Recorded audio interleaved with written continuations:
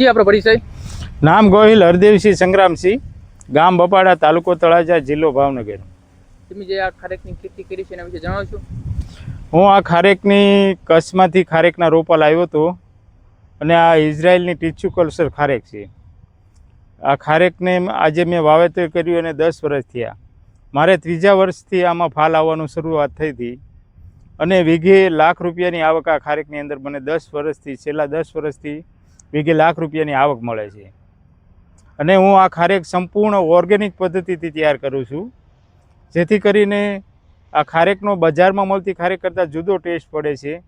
જેથી કરીને મારું સેલિંગ પણ, વેચાણ પણ અહીંયા વાડીની બહાર હાઈવે ઉપર મેં સ્ટોલ કર્યો છે ત્યાંથી થઈ જાય છે. કારણ કે એક વખત ખારેક લઈ જાય અને જુદી લાગે એટલે બીજી વખત લોકો લેવા આવે, એટલે માર્કેટિંગ કરવું પડતું નથી. આ મારો એક ફાયદો છે.